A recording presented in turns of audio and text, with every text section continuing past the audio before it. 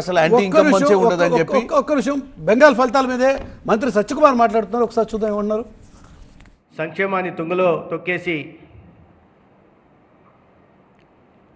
మతాల మధ్య విద్వేషాలు పెంచి అక్రమ చొరబాటుదారులను ప్రోత్సహించి వాళ్ళందరికీ ఓటర్ ఐడీలు ఇచ్చి అర్హత లేకపోయినా అన్ని రకాల సంక్షేమ పథకాలను ఇచ్చి తద్వారా బెంగాల్లో ఉంటున్న పేదలకి నోట్లో మట్టి కొట్టి సాగిన ఒక అటవిక పాలన 15 సంవత్సరాల తర్వాత అంతమైంది.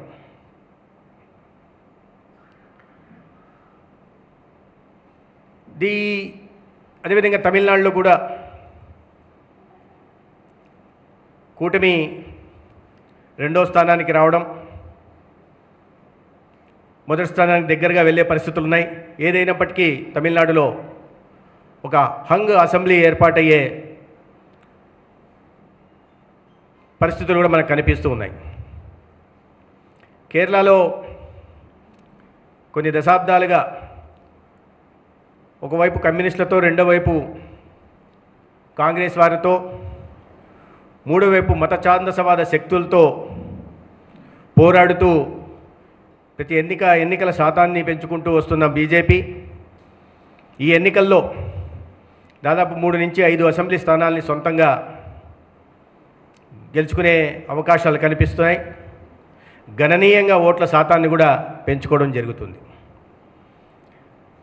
దేశంలో ఎక్కడ ఎన్నికలు జరిగినా లేదా జాతీయ స్థాయిలో జరిగినా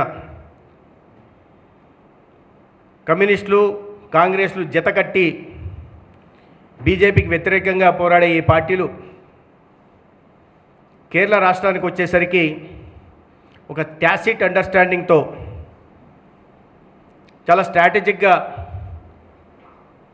వారు బీజేపీ గెలుస్తుందన్న చోట్ల చేతులు గడపడం, తద్వారా బీజేపీ అవకాశాలను గండికొట్టడం ప్రయత్నం చేస్తూ ఉన్నారు. ఈసారి బీజేపీ ఓట్ల శాతం ఖచ్చితంగా వారు ఎటువంటి కుటిలయత్నాలు చేసినా ఓట్ల శాతం పెరిగే అవకాశం ఉంది. ఇది మొత్తంగా చూస్తే దేశ ఎన్నికలన్నింటినీ మీరు కలిపి చూస్తే ఇవాళ జాతీయవాద శక్తుల పట్ల, భారతీయ జనతా పార్టీ సిద్ధాంతం పట్ల ప్రజలకున్న విశ్వాసం, ఒక 12 సంవత్సరాలుగా దేశ ప్రధానిగా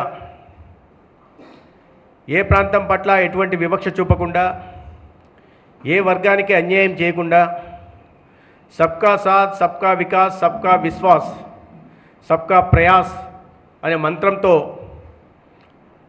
ఒక సంకీర్ణ ధర్మానికి, ఫెడరల్ కోఆపరేటివిజానికి కూడా పెద్దపీట వేస్తూ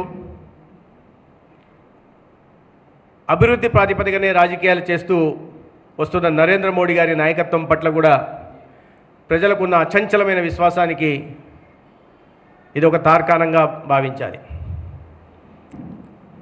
ఇవాళ దక్షిణాది, పశ్చిమ రాష్ట్రాలు కాకుండా తూర్పు రాష్ట్రాల్లో ఇటీవలే ఒడిశాలో గెలవడం జరిగింది, అస్సాంలో గెలిచాం, ఈశాన్య రాష్ట్రాల్లో గెలుస్తున్నాం. ఎంతో కొరకరాని కోయిగా ఉంటున్న వెస్ట్ బెంగాల్లో కూడా ఇవాళ భారతీయ జనతా పార్టీకి ప్రజలు పట్టం కట్టారు. బెంగాల్లో వస్తున్నటువంటి ఫలితాలు భారతీయ జనతా పార్టీకి చాలా ఊపుని, ఉత్సాహాన్ని తీసుకొస్తున్నాయి.